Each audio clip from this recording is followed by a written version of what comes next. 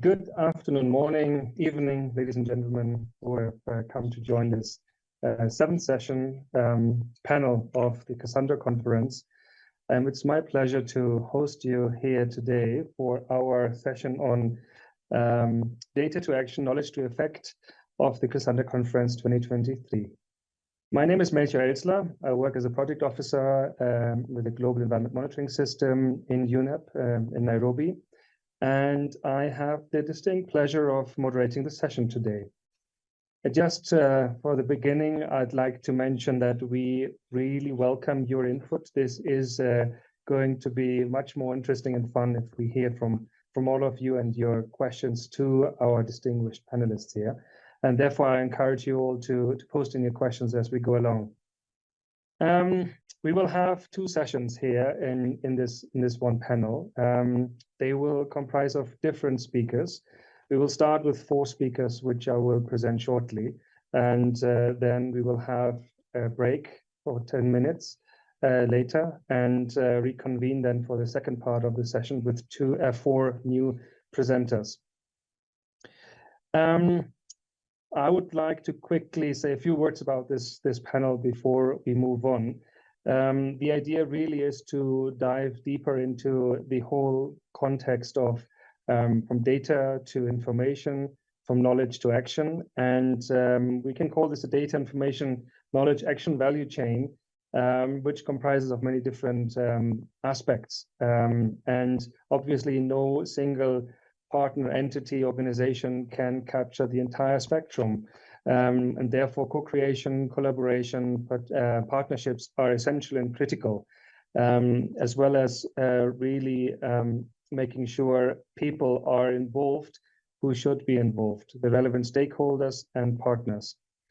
And we shall be hearing from our speakers about their work along this so-called value chain and discuss important lessons learned and tested technologies and solutions that have been developed and that we can showcase. And a key focus of this panel will really be to discuss how do we assure that the information, the solutions that are out there are actually translated into accessible and understandable products or communications that can be used and utilized by all the relevant stakeholders. And that doesn't only comprise the decision makers, but also local communities that can drive actions at different levels. And therefore assure that information and knowledge doesn't stay within its original places and compartments, but gets communicated in the right language to the right people. You will notice probably that there's a little bit of a bias on water topics here, given the background of some of the speakers in this panel, but rest assured, a lot of this is more on the process and oftentimes discusses processes which can be adapted to different domains. And therefore, I think this holds valuable information across different domains. We will hear 4 different presentations from our presenters in just a minute. They have prepared videos and to present their key work and contributions. Before we start, I would like to briefly introduce our 4 speakers here, and I'll start and do this in the order of how they also appear in your program. Firstly, I'm inviting Natasha Amossi, our project coordinator at the International Office for Water in France. Natasha holds a PhD in environmental economics and has been coordinating European projects at the International Office for Water on various issues linked to water governance mainly since 2006. And we're very happy to have you here with us. Next, we will hear from Christian Cabroni. He is the leader of the working group Water and Public Health at Water Europe. And Christian has a degree in natural science and biology and more than 25 years experience working in research and technological innovation.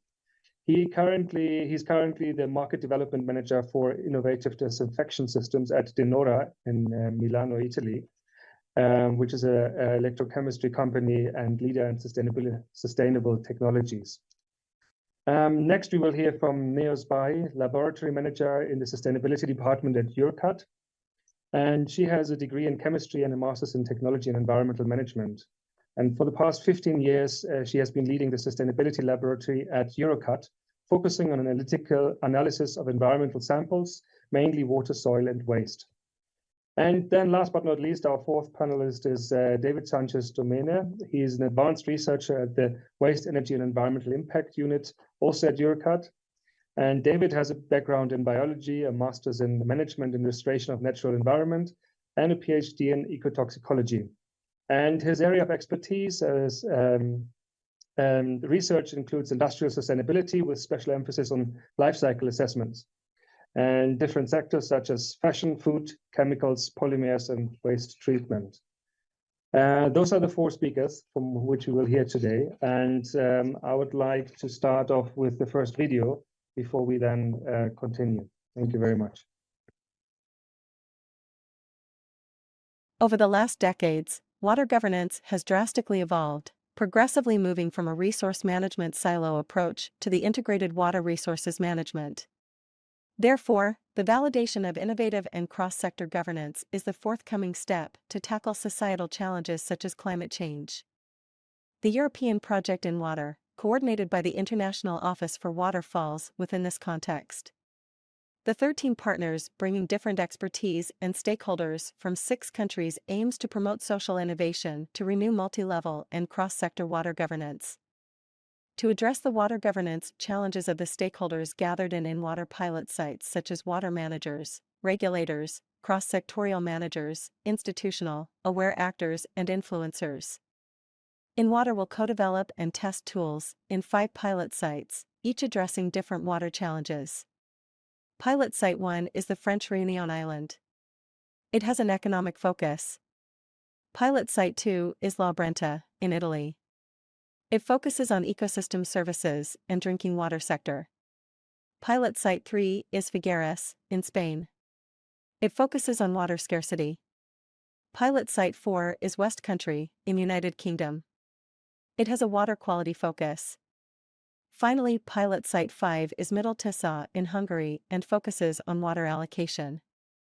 One may wonder why data is important for water management. Actually, data are one key driver to provide evidence-based knowledge to stakeholders and support decision-making process. In water, data will come from different sources and benefit as well from the Synergy Group, also gathering the European projects GovAqua and Retouch Nexus. In Water will provide a governance platform that will help stakeholders to assess their current water governance so good practices can be highlighted in the field of cross-sectorial water management. What is highly important in Water is our tailored method, tools, and support to propose new governance mechanisms that are co-developed and tested in each of the 5 in Water's pilot sites. As a conclusion, let's open on a more generic reflection. Today, the challenge is to think beyond a one-shot initiative. To do so, we believe that a generic framework is needed to enable the knowledge sharing in regular multi-stakeholders co-creation process. In Water is addressing these issues by proposing the development of Knowledge Gateway following the EPLANET vision.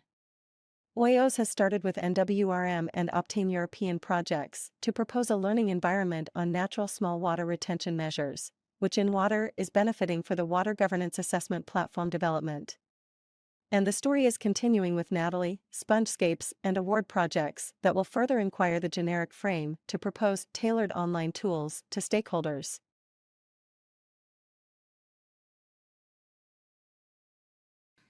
Hello, my name is Nusbei and I work in EURECAT Technological Center and I am in charge of the Sustainability Labs. The aim of this video is to present the importance of the knowledge about the quality of our environment, the necessity to know the current contaminants as well as the new pollutants, and how those affect the ecosystem's human health and wellness. As a society, the zero pollution is a long-term ambition, which obviously needs a global cooperation and commitment to all communities and governments all around the world. In this sense, the scientific community must provide the data and information necessary to act, make decisions, and reduce the use of contaminants. So, not only analytical data must be done, as well as an intensive research for the identification of new pollutants and how they affect the human health and ecosystems. Many of those pollutants are synthetic products from industrial processes that at that time their toxicity effect was unknown. Mainly, these compounds are still on the environment. For that reason, they are called persistent contaminants, also because they are resilient to natural degradation or decomposition. So, the challenges that we face today are huge in terms of reducing the pollution that occurs in the present, remediation or elimination which occurred in the past, and seek for new production processes of products more environmentally friendly for a zero pollution future. In this sense, the European Union has focused on three targets. First of all, reduction of air pollution, which is known to be one of the major causes of illness and death, because they move quickly and easily between extended regions and becomes the air that population breathe, without the option of having a clean air. The second great challenge is to improve the quality of the water, including continental, seawater, and obviously water for human consumption. In a situation of climate emergency, more than ever, water is a rising value that must be considered as an essential natural resource to preserve. Finally, the soil. Contamination produces a constant loss of nutrients, which impacting consequences of the production of raw food. So, those challenges have a relevant importance on the activity of the analytical labs, which they need to develop new methodologies to separate them from the environment, detect them in a very low concentrations, or research to innovate advanced tools for monitoring. As an example, we can mention the case of microplastics or nanoplastics. Those are a large number of different polymers of different chemical composition, shapes and size from very varied sources. It is still a matter of debate how they should be sampled, quantified, or even identified. For this purpose, different commissions have been formed to agree on that. Also, many efforts are put on the study for its toxicity in vitro and in vivo experiments. Another example can be found in a group of fluorinated organic compounds called PFAS. They are synthetic compounds widely used in different industries for years. This is an extensive family of compounds, more than 200, which are organic molecules that contain some fluorinated alkyl group in their chains.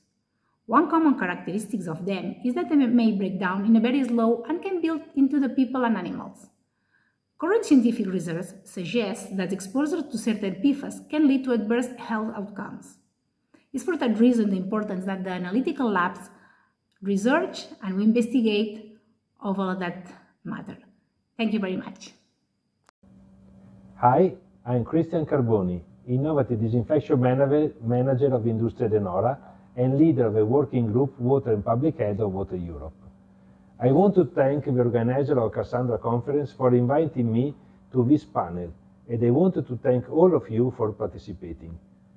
I would like to bring your attention some consideration that the working group Water and Public Health wrote in a white paper called The Role of Water in the Issue of Public Health, which mainly concern the topics discussed in this panel session. The first point I wanted to bring to your attention is the need to convert data into knowledge. Data is often not collected in an integrated, systematic and synthetic way, and sometimes are also not shared. For this reason, many results of projects, research and new technology are not integrated into collective knowledge, and for this reason are not used to solve problems. Communication and engagement action are necessary to convert data into knowledge. Complex data need to be translated into simple languages to be understood by everyone. We must promote a transparent multi-stakeholder process leading to a broad awareness of global and local issues. We need to engage and activate citizens and local community to co-create solutions, raise awareness, and strengthen social political consensus on policies. We must implement existing technological solutions through ad hoc regulation and public and private investment. Many problem-solving technologies are already available. Nevertheless, technologies are not implemented. Among the reasons for the lack of implementation are the lack of regulatory obligation and budgetary constraints. In synthesis, data need to be translated into knowledge into simple, realistic, and economically modest action, implemented through the participation of the quintuplix helix at a global and local level. If you want to delve deeper into the opinions I have just presented, you can find the white paper on the Water Europe website. Thank you again for your attention. Hello, my name is David Sanchez, researcher from the Sustainable Impact line of Eurecat. Data access is becoming easier thanks to the new technologies which facilitate its acquisition, storage, and accessibility. However, people interested in this data face a jungle of figures and conclusions which may be biased towards partial interests of individuals, companies, or countries. As we all know, information is power, and biased data analysis generates partial or subjective information. Thus, there is a need for free access to raw data and for a regulated framework for its analysis, which allow the generation of own conclusion and fair comparison for decision-making processes. Regarding the analysis of the sustainability of products, processes, companies, or policies, more often than desired, we face environmental claims for which there is no easy access to the analysis methodologies or the raw data employed. To control the potential misuse of data, which may derive in greenwashing or even worse, in the denial of scientifically demonstrated fact, such as the climate change, the European Union is launching regulations aimed to standardize data and harmonize its analysis, thus enabling fair comparison for citizens and decision makers. Among them, I would like to highlight the European Taxonomy Regulation, which is a classification system for economic activities that determine which economic activities are environmentally sustainable. This regulation considers the contribution to climate change mitigation and climate change adaptation among their 6 objectives and aims to enabling market participants to identify and invest with confidence in environmentally sustainable assets, which at times must respect basic human rights and labor standards. Another important initiative affecting organization sustainability is the Corporate Sustainability Reporting Directive, which requires European and non-European companies with activities in the European Union to publish annual sustainability reports in accordance with the European Sustainability Reporting Standard. Regarding the initiative affecting products, it must be highlighted the Eco-Design Requirement for Sustainable Products Initiative, which aims to make products sold in the European Union more sustainable by requiring them to comply with certain eco-design requirements.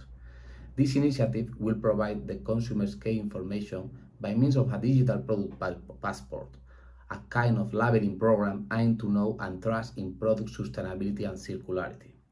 To conclude, as I stated at the beginning of this video, the information is power, and in my opinion, there is a need of harmonized methodologies for its analysis, but at times we need to access to raw data, not to marginalize new ways of analyzing or understanding the reality. Thanks. Fantastic. If we were in an actual room, I would ask for a big hand of applause for these great presentations. Thank you so much from our side here, at least. And it is now my pleasure to kick off the discussion. And I once again would like to encourage everyone who's listening in and watching this to actually use the comment section and put in your questions in the chat. Moving forward, so the overarching questions in this context that I have is really how or whether we are collecting the right data and how we know and assure that the data that we collect is sound and the quality assured and reliable, translated into the relevant information, and then later on into knowledge, and itself relevant for decision makers and key stakeholders, and including local communities, and at the end shared with the relevant stakeholders for their consideration and action. And a lot of research generates data, we all know that, and that data doesn't end up in actionable policy information, not necessarily. And we've heard or knowledge documents that are included in decision-making processes. And we've heard our presenters, some are kind of all of them touching on the issue of, Natasha mentioned the knowledge gateway. How do we make sure that the knowledge that is generated is put in a place where it can be accessed? How do we make sure that the data is translated into knowledge and the knowledge is then communicated in an accessible way? How do we make sure that data is free and accessible? And I also really like the comment by David on sort of free access to raw data to be able to validate information. A lot of what we see is already processed, and we hardly get actually access to the data to kind of build up our own analysis or come up with our own opinion on that. And I would like to open the discussion at this point, in the absence of any immediate questions from the floor, with a question on that kind of goes to all of you, going back to make sure sort of in our research and in our projects, and even to NEOS, when we talk about sort of tracking the development of analytical methods or further developing analytical methods to track changes in the environment, how do we or are we making sure that local communities, that basically the relevant stakeholders are included as well in sort of the agenda setting and in driving sort of these processes? Or is this just a hypothetical and research assumptions that are driving these processes? And if not, how can we assure that local communities, that affected participants or communities that live in the environments are consulted, are involved in driving our understanding and our understanding of the problems and of the challenges? And I think I would like to start taking that question to you, Neos, because you started or you brought in the aspect of the analytics, starting from which data do we need to collect and how do we collect the data and how do we have sort of standardization on that. But who sets these standards and who defines what needs to be done? Is it just researchers, or do we include other participants in these processes as well? Okay, good evening to everybody. They came out many questions. I think that we have to make difference on which level we are working. Sometimes we are working in a very preliminary way to understand some problematic or to know some contaminants. So in this point, maybe the knowledge must be, and the data and the consortium and all the involved people should be more technicians. But in some other levels, obviously, you need all the all around the stakeholders and people who can act according to this data. And it depends on the level on you are working. Sometimes the problematic is very well, it's quite close to the citizens. So in this sense, it's very important that the conclusions or the results of the data, the technician data, reaches to the people who has to make decisions. Sometimes regulatory partners or politicians or even local authorities. It depends on each level, because some problems are more local, some other are more global. So there is a scale up of the problem sometimes. So it depends in each case. You need to involve different partners, I should say. It depends on which level. If we are, for example, starting to know some contaminants, at this point is like the first step to know something. So scientists should be involved only at this point, maybe, to convert this in knowledge and the problem, because sometimes even the problem you don't know. And in other aspects, some problems are very close to the citizens. So we need to react quite quickly. So at this point, maybe politicians, governments, local authorities should be involved. And obviously, who has to provide the data or the information must be the science group or the consortium that is working on that. That maybe it's not only one technological center. Obviously, it's the cooperation of many science groups. I don't know if I answered this question because it was a big question. Yes, we will get back to that as well in a minute. I would like actually to talk or take this further to what David said and in his intervention, and the need for free access to raw data as one of the prerequisites to be able to validate information and really have access to the full picture. And just from our own perspective, we run a global monitoring program on water quality at the international level. And oftentimes, obviously, our core objective is to receive raw data from member states as part of our SDG 632 obligation within UNEP on the ambient water quality side. It's an indicator, and we notice that member states oftentimes are much more comfortable sharing an indicator data, which makes it very difficult for us to actually see the underlying raw data that are used to process that information, rather than sharing the actual raw data. And so I'm very cognizant from our perspective that this is a key challenge. And I would like to understand from you, what are you doing, or what can you do from where you sit to convince partners, to convince stakeholders, companies, or whoever you work with, or where you wish to get data from, that it's important that they do share the data. I believe, especially from private corporations, this is a particular sensitive issue, but it goes across all different levels of institutions and governance, from my experience, and therefore I've been very keen to understand. You've expressed that there's a need and a challenge, but is there anything that you feel you can do, or that you are doing, to promote the access to free access to raw data? Hello all. Well, you are right. Working with private companies in my field, I used to work with a lot of data to make life cycle assessment.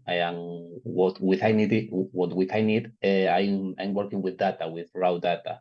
And when I ask for data to the companies, so for example, the quantity of feedstock or the quantity of money for something, they used to be quite they don't want to share that kind of data, or if they share, they want to share just to me, and I have not to include that data in a deliverable or in a report. So what I give to the public is work data, it's not raw data. So it's a problem for the public way, because they don't know all the estimation or the assumption that I make to do my job, to do my assessment. So I know it's something difficult to achieve. And what we used to work is with like black box, where you put all the data and you give only a key performance indicator or something like that. That is not a really nice source of information, because it's an average, or it's a resume of a lot of data that you are working with that, and don't give all the information that you need. Of course, it's something difficult to avoid, because companies are afraid of giving all that data, because they have competence, they have patents, they have money in that data, and they don't want to share. But it's something that we should try to offer to the public or to the researchers, because it's something that is important to research and to investigate, and, for example, to control the environmental impact. And it's something that we need, but is at times something difficult to offer to the public. Thank you. Yeah, I fully understand and concur with these assumptions and challenges as well, as we face them in our everyday work daily. We also we make our data via the UN. We make our data that we collect or that we receive available freely. However, member states do have their rights to put certain restrictions on what or how and to whom we can make the data available. And obviously, we have to adhere to those requirements. And if a member state requests that we can use the data for, let's say, global assessments or regional assessments, but we cannot make these data available, then we are happy to use the data in as much as we can, but obviously cannot share them. And that's a critical point, because if we don't really have access to the data, then how do we know that the information is correct? And that essentially is part of what you said, an open decision-making process or democratization of decision-making processes. If we can't validate assumptions or statements by looking into the data, there's the danger that the data might, or the information and the knowledge that's generated might not be based on real information or data or the right information and data. I would like to now go to Natasha, and I was very curious to hear. I would be curious to learn more about what you call the knowledge gateway, and sort of what this actually entails, and how do you see such a, I presume it's sort of a platform or some interface where people can access knowledge that has been generated across different projects, initiatives, etc. And is this currently already running? Is it being used? How do you communicate it, and who is your target audience for that? I think that'd be I would be curious to learn more about that, and that'd be very interesting. Thank you. Thank you. And to start with, I'm very happy to be here, and I've been invited and sharing this small experience during this conference. Before answering, I'm going to be a bad student. I would like to react to what has been said, just to put some, how do you say, some spice into the discussion, because from my recent experience, previously you said collecting the right data, but we have reached a point, even with the right data, do we get the right solution? And I think this path is quite interesting as well to look at, because we have some initiatives on which we have used raw data, we have run models, and then with the result, the indicator, the question is, should we open the results? Because they are so far from the understanding of the stakeholders who did help the decision process or not. So it was just, right data, but do right data lead necessarily to the right result? And the other things I would like to react as well is having a free access of data. I think it's a very strong requirement, but it doesn't mean that we know how to use the data. And without the story behind the data, it's very hard to use them in another context. So I wanted also to highlight that. And I think it makes the link towards the knowledge gateway, the past gateway, in the sense that it's typically the question we have in mind. We have access to a lot of data, to a lot of information, but how do we provide the guidelines, the story behind those data that will necessarily and really help the stakeholders to process their own decision? That's one aspect. And to be on the technical part, we are developing it at the moment. And on the in-water, for example, that's the early stage of the project. And in a year time from now, we will have something to show in the background of the in-water platform that is dedicated to the governance and how to bring innovative mechanism for local stakeholders to implement governance, always having in mind how to be more resilient and to adapt to the impact of the climate change. In a broader picture, that's something we have started on another project, on nature-based solution project, dealing with those type of thinking and so on.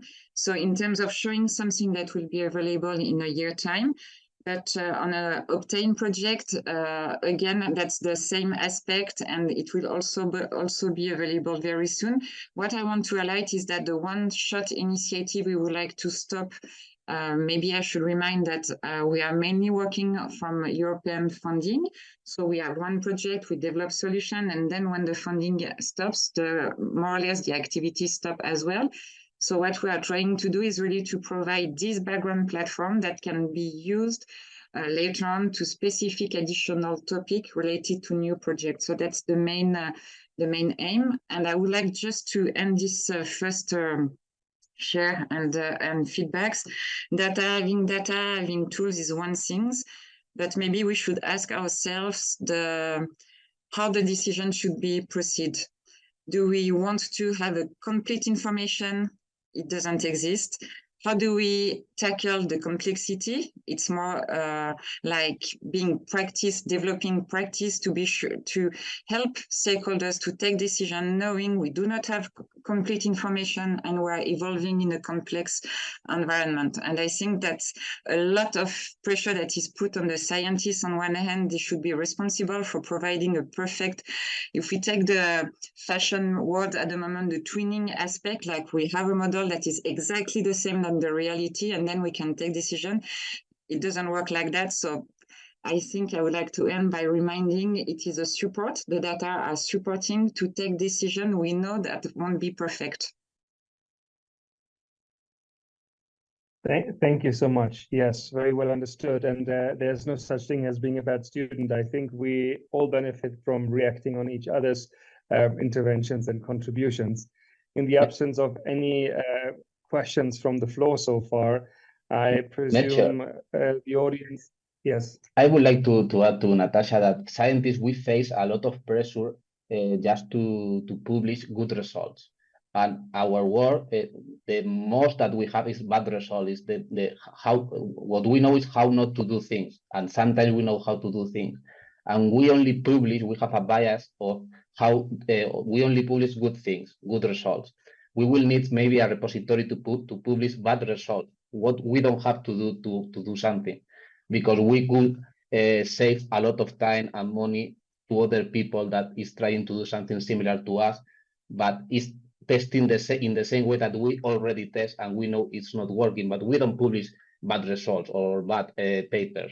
We only publish good ones, and it's something that we don't have, and it will be important also. Thank you for that comment. That's very interesting indeed. Let us first finish now the first round of feedback comments, and I would like to go to Christian. And I think you've had a very good step at looking at it from a sort of holistic perspective, really talking about the importance from the data to knowledge, and from knowledge to communication of this information. And you brought in a terminology that is probably not familiar to everyone. You spoke about the quintuple helix. I have a rough idea of what that entails. However, I would probably, we would all benefit if you could explain it a little bit more, how this concept can help us probably make better decisions, or make decisions that are more accepted and more inclusive. Because that, at the end of the day, I think speaks also to what Natasha said. We will never have perfect information, but at some point we need to make decisions, and these decisions need to be accepted by the society as such. And so therefore we need processes that facilitate and enable that. And yeah, I would like to throw this back to you, Christian, to just sort of explain a little bit more this very critical point of assuring that process is inclusive and holistic in a way as possible. Not simple explanation of a quintuplet helix, but I can try to do. No, quintuplet helix meaning that we take a better decision, and more important, to know awareness in all the people about the problem and potential solution. We need to try to involve all the right stakeholders. No, you are telling before, what is the stakeholder we need to involve? No, quintuplet helix is the bigger vision where we can have this, meaning we try to involve all the actors that could be interested in an action. This meaning public institution, we can think about European Commission and so on, research center, no? They are making knowledge creation, for example, no? But we have also cognitive institution, educational system. This meaning that we have people that are working not on technology or data point of view, but in human capital, no? We can have a solution for fight against water stress, water scarcity, but if the people are making irrigation in their garden with drinking water, they are playing during the summer where there is no water, making swimming pool at home, changing water every day and so on, we can have a solution, but people have no awareness of the problem. We need also to work on human capital and making people aware of the problem, no? There is also the economic system. Why private sector? This meaning not only private sector for developing technological solution as Industria de Nora, but also for making investment. David was talking in the video about taxonomy, about other systems. European Commission try to force people to invest money because we have solutions sometimes, but this technical solution are not applied. Why? Because there is not awareness of the people, they are not asking for solution. There is not public funding or private funding that can finance the application of this solution. There is the natural capital, this meaning that we live in the environment, no?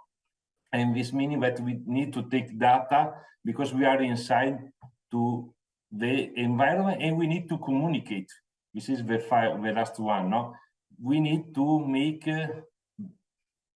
knowledge creation. This meaning from the data, we need to try to find the way to make the people awareness of this, but in a way they can understand. If I think to the data on my, for example, I work in public health, no?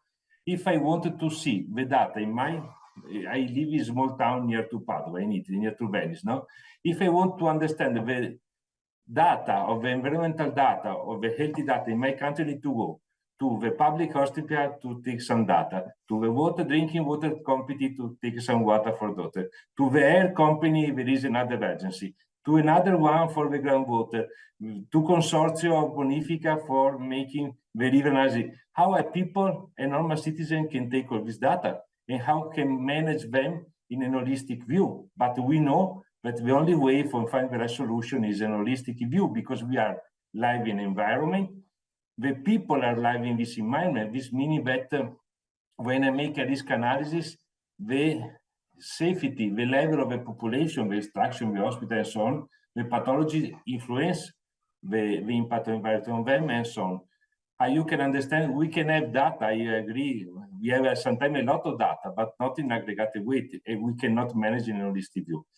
I don't know if I give a good explanation, because Quintuple said it's complex, but I think I touch the point. No, public institution, cognitive institution, private sector, civil society organization, environment. This is a citizen, no, active citizen that can push and make action on a local level. This is the 5 components of Helix.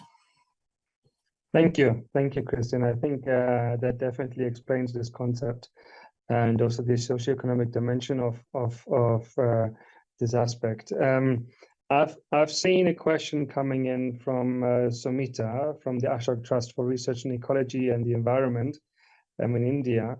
And the question summarized is basically she's asking whether there's a platform where students, master PhD students, can share data, water quality data that they have generated through their research, and also additionally provide probably the requirements for the metadata that is needed to be able to tell a story and provide enough information that the data can be used.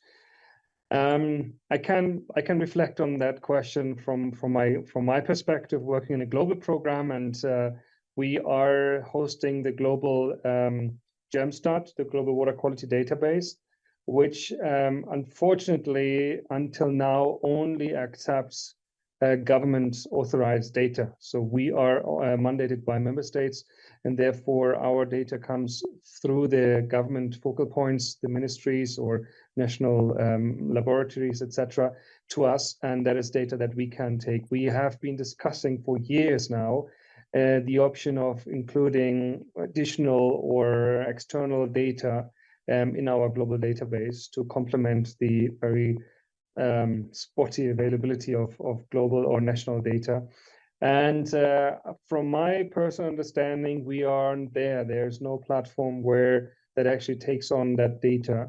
And that is due to several reasons. Of water quality data comes in many different shapes and forms. And we don't have a global standard for water quality data. And that's a big issue. Compatibility between the different data sets are not always given, and that's been a challenge that we are trying to actually work on to create interoperability or an interoperability standard on water quality at a global level, together with UNEP and WMO and the OGC. It's a working group to create these global standards for water quality that can then be applied and used to standardize water quality data.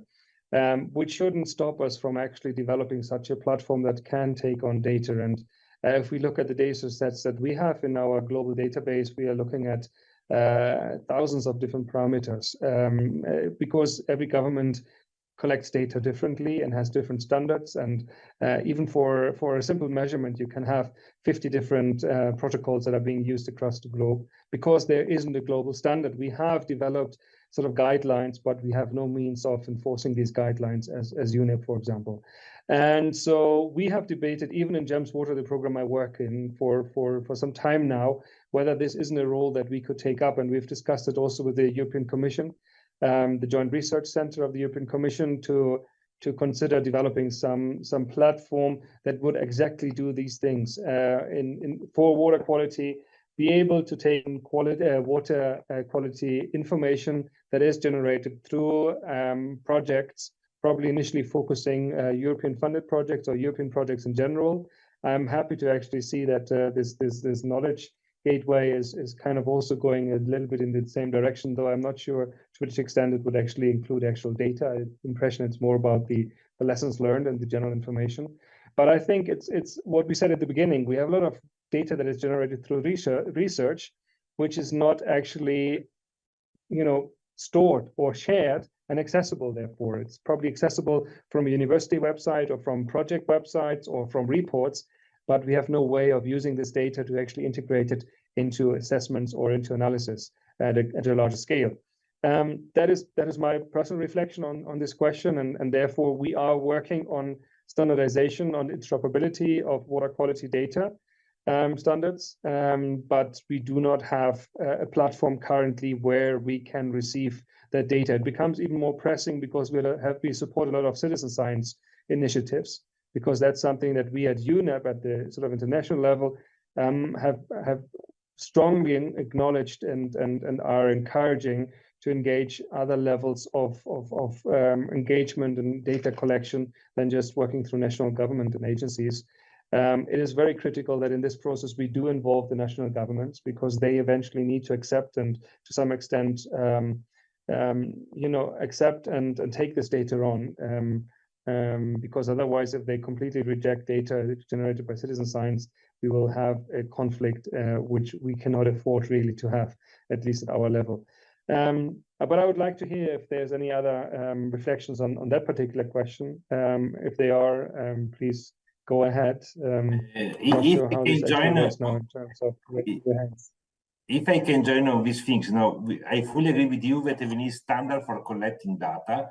And if it's possible, I want to add that we need to simplify the parameters where we need to check and the level. For example, there is a lot of problem to identify the right reference value. For example, I work in public health, I told you before, there is a certain discrepancy between different limits at the European and local level. For example, the nitrate, for example, arsenic, we have general low level at national level, but local level we have different level. And there is discrepancy from the value for an environmental point of view, that is one value, and the value for the healthy safety of the people, that is another value. I know that the European Commissioner tried to make an alignment of this, but we need to work on this, because this different level, environmental, health, local, general, make a lot of confusion. I fully agree, we need to make standardization in collecting data, but we need also to harmonize the level from the legal level to the United Nations guideline and so on. I saw Natasha also wanted to say something. Yeah. Maybe what I would like to add is I was not sure about the type of data the person was referring to, but again, I have a very European focus. And if it's about the water quality data in the European context, there is this WISE big platform, but it goes through, as you've mentioned, the government and their reporting data, and the standardization is still an issue, but that's quite at the high level. But then if it's about publication and the data that are used to do and conduct the research within the European project, so we do not have a specific focus on the PhD data or references, but it's not strongly encouraged. Now we have to, for each scientific publication delivered within a European project, you need to put the metadata, at least, ideally the data used to develop this research on a public platforms such as Zenodo. But that's the European, again, that's the European frame. And I would like to end on highlighting that through the knowledge gateway, there is also what we have in mind and what we are experiencing at the moment on the development of this platform is really to open it to the citizen sciences and the youth, the young professional, the postgraduate student, and so on, to have this complete, and now it's also a way back to the helix, quintuple helix, to really have this different source of information and data from the different profile of stakeholders, and then we think it's also a way to recollect the right picture of the data and then to move to the decision and the use of the data. Sometimes regarding to that, sometimes in a special kind of problematic, for example, European projects can be as a platform of to create a database for example, for different kind of or contaminants or elements, or to collect all this data, to use these European projects. For example, in one project that we're working, we were collecting data from all the brines from all around the world, and we were using all the project itself to make a platform and to make a database about a one matrix in a specific one, for example, metals in seawater or in brines, for example. And it's a way to collect global information from all around the world. So I think this is for all the projects, it's quite impossible, but maybe we have to think about solutions for specific fields. I mean, many databases, but it's very hard to collect all this data. And also very important thing that Christine has mentioned about how to participate citizens in collecting data, or even being part of the solution. Every day is more important, the citizens project, the science citizens projects, in order to involve the population, because maybe it can be part of the solution specifically for local problems and also for huger problems. It's very important in this sense, because also it is a good way to collect many data that can fit all the projects as well, because sometimes the resources are limited, so you don't have enough. So it's a good way to make people to participate and to collect many data in this sense. Yes, so on these things, I think that the local water forum, sorry I joined in, but some picture come in my mind as flash. An example could be the local water forum on this. That is the situation in which some people, some citizens working with the local authority, with the municipality, helping to collecting data, to check the situation, because they are on the field every day, Sometimes we don't want to share data because we don't want to becoming worries. But we're becoming worries without data, because they see every day something happening and we don't understand, And also other programs, for GEMS water approach or JRC European Commission programs. So there's a lot of program on this, but for me is a good example on the things that Neos was touching now, the topics that Neos was touching now. Yeah, in that sense, it happens in some issues that scientists or policies have fear about population, and population have fear about scientists or policies. And it's something that we have to avoid, because maybe you are developing a solution for an issue, and when you go to the field and you show to the population, in the first view, they say it's not going to work, because they know what they have in the field, and you try to search a solution in your technical sphere, and when you go to the field, if the population there knows that it's not going to work, and if you speak before to try to search for the solution, you are going to arrive to a better solution. So we have to lose that fear and to try to share information.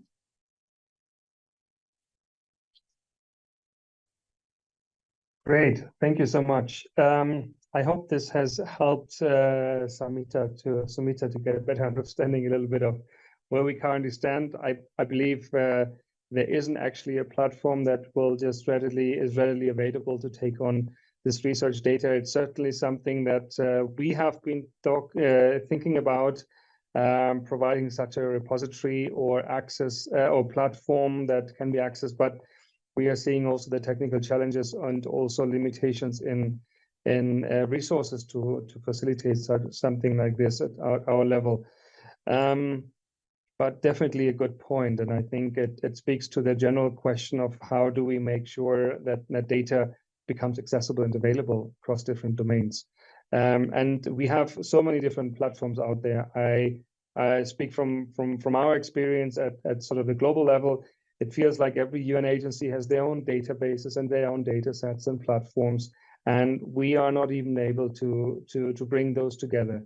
UNEP, the agency I work with currently, is in the process of launching what we call the World Environment Situation Room, where with the objective to actually use quality assured data, make that data available to the public, provide analytical tools that can access and process the data so that researchers, but also people that search for information, journalists, can actually draw from that information and include that through into their platforms. It's supposed to become very highly sort of digitalized in a way that the information and analytics can be taken from there and will be live updated through iframes and God knows what. But that gets me to the point where data is a big buzzword right now, and we see the whole coming up of or strengthening of AI, digital or artificial intelligence, big data. We hear much more data is available that can ever be processed, etc. And so in this context, the quality of the data, and I mean, Natasha had also question is it the right data, and do we have the right information according with the data? So there's also a data on information overload, and people are struggling to understand data increasingly. I think data literacy or information general literacy becomes a big challenge, and so that goes back to the issue that Christian had mentioned earlier. How can we make sure that data is accessible, but not only accessible but understandable, and that we translate the data or information and the analysis that we derive from the information into a language that normal people can understand. And I count decision makers to these normal people, because oftentimes politicians have no background in natural science. We are speaking here from a very research-focused perspective. All of us have a background somewhere in natural sciences and have a completely different understanding of the concept of data and information than average people. But it's the average people in most instances that need to make a sense of what we're telling them. And therefore, I think this goes back to all of us. What do we do, and how can we assure that whatever we generate is translated into something that is being able to be processed by the general public and by normal people that don't have a degree in environmental sciences or natural sciences or the like. And I would like to hear some reflections and perspectives from you. Whoever wants to start, probably also talking from your experience in terms of communication. What are you actually doing to communicate the work you're doing to people? And I'm not talking about creating a website, but rather really ideally a little bit more. Thank you. Who would like to start on this? Should I throw this back to Christian since I mentioned you, and then we take it? Oh, I see Neos has actually opened her mic. So let's start with her. Not so simple for me because I'm a researcher. No, if I think I need to improve is communication. But I can give you an example for understanding what I was meaning. No, if I think to the tire level, for example, no, we have some indicator with some image, noise, fuel consumption, wet grip, no, and the value green, red one, no, also for your electrodomestic and so on. No, this making a complex because a tire web grid noise is complex topics in 2-3 images with some color immediately understanding from the people. No. Also, as the NORA, we try to improve with image and data some concept, and also as Water Europe, with our working group, we have made our white paper, I explained to you before, 15-page, very technical, probably. And we try to use a simple language, but now we are trying to make some image to use on the social, for example, Facebook, LinkedIn, other platforms. My daughter used TikTok. I have no idea what it is now, but we need to try to use social media, paper, and other communication tools that are near to the people It's not so simple, I know, to convert the complex data in very complex situation to small concept. But if people, and in particular young, from my experience, are near to a fast communication image, no fast concept. If we take 1 hour discussion, 22 pages of technical, probably no one read, no? But we need an expert of communication. Probably we need not to make only Horizon or Life project, but we need the European Commission have some projects particularly in identifying a way of communication, no? We need to try also to work on this, but probably not the right expert on this. I leave it for to the other, because we need a communication manager, probably not a naturalist or a biologist. We have recently focused on that point and the communication and dissemination of the projects, and we have recently incorporated in our institution a scientific communicator, just with this role to communicate the results or on which fields we are working on, to translate our language to a very universal language for everybody, and to the newspaper and also the social media.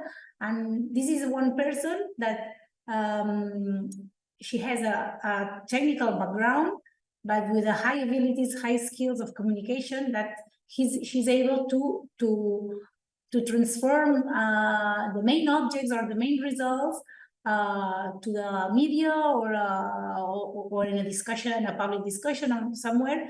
But this is a specific role that I think that every day more and more we will incorporate to our institutions in order to do that, to be able to put all this knowledge and all the conclusions into the citizens, because I think also that population is every day more conscious about the environmental problems, so they deserve to know in where working the scientific community. So and also they are involved in the problem as well, because if the problems are environmental problems, we are all here. So that's a very important role to have for the scientific community, the communication and the communicator. I don't know how to say it, but I think that it will exist nearly in the scientific. Thank you. Thank you. I think that's a very good example and good point. I just want to remind us all, we have 8 minutes left in the session. Let's keep the interventions short, and then we do another quick last round of questions before we then already close this conversation. Thank you. I see, Natasha, you wanted to say something. Yeah, to react on that, I try to be synthetic, but I think to have this translation, we need the engagement from the start. So it has been highlighted for, I should say, ages now, the co-creation, and it starts with the co-creation of the understanding of the problem with the citizens that are facing the problem.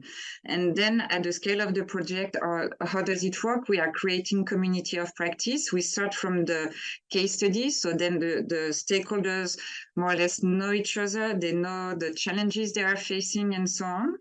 And then we extend it until the outside scope of the project, you know. So there is this multi-layer community of practice from the center to the external. But what I would like to highlight as well is that from the results, the data, then when the information, it needs 2 separate type of action for the decision maker and for the citizen. It's not the same languages, it's not the same practical way of interfering and engaging with them. For the decision maker, on one hand, they need, and that's what we try to provide as well, the training to the tools we are developing. So they are co-creating, they are testing, and they are trained.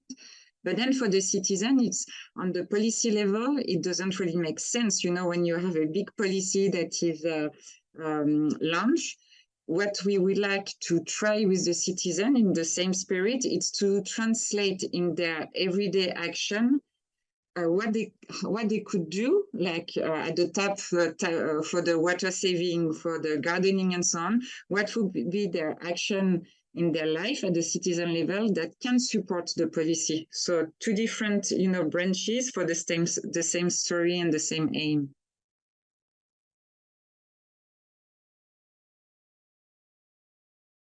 Yes, we have to try that citizens promote the research and not to integrate citizens once the research starts.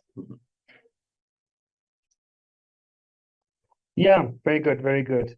That I think explains is quite well. I would actually be curious, and this is probably our last round, to hear from you whether, and because at the end of the day, and I've talked about sort of the value chain from data to information to knowledge to action.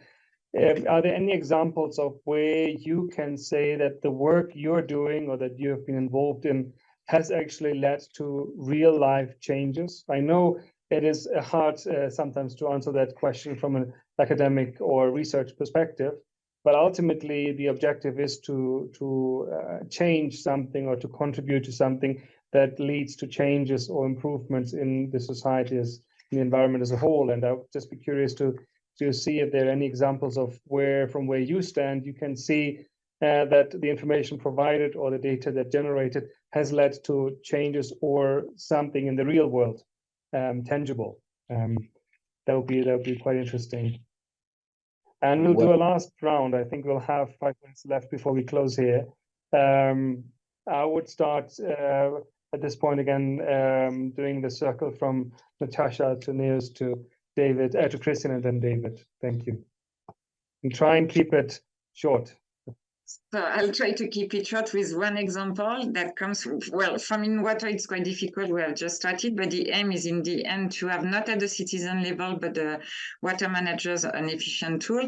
But what comes from to my mind is one on the project where we were coordinating was on digital water, and a smart app for the consumer was developed. So from the start, it was a very co-created things because the case study was led by Southwest Water in UK. So they had their client, their panel to test. They had some very local forum activities on water, lunch and pursued with all this discussion with the scientists on one hand, the water company on the other end. And in the end, they had this accepted by the clients tools to follow their own water consumption. So. Thank you. Over to Niels. Yeah, obviously, I think there are many examples that we can say that our research has an impact to the society and the activities. However, it's maybe not immediately action, but maybe it's a long-term action. As an example, for example, we are just developing the regulatory requirements for the PFAS in foods because we are not able how to analyze them, and we are not agree in the low detections limit. So there is a lot of a study behind because for one side, we have to be able to analyze them, and for the other side, the risk assessment of these contaminants in food.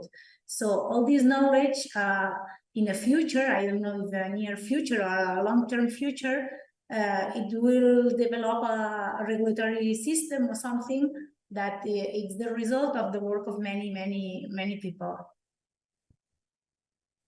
Thanks.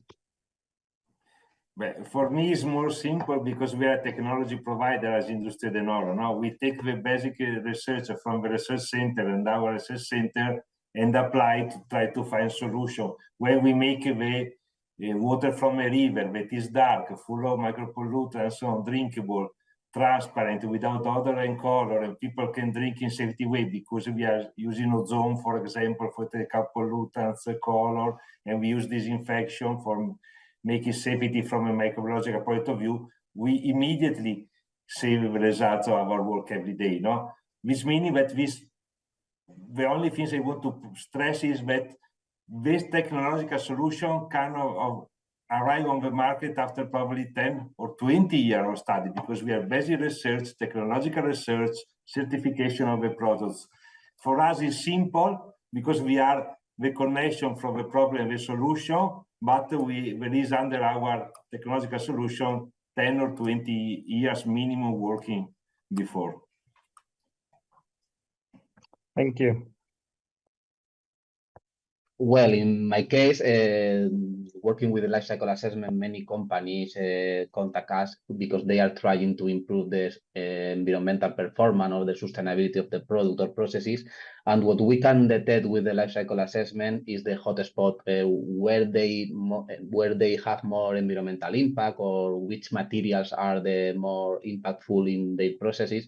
And what we used to do is to try to improve the environmental performance by means of the eco-design, improving the recyclability of the product, changing the raw materials, improving the energy consumption. So by using the eco-design and the life cycle assessment, we improve company products that are selling to the public in the next few months. So we have a real impact in the world. Great, fantastic. Thank you, everyone, for these examples. Yeah, and thanks to everyone for being here. For you as the presenters, much appreciated to your time coming here and talking about your important work at the different levels along the value chain of data, information, knowledge, and action.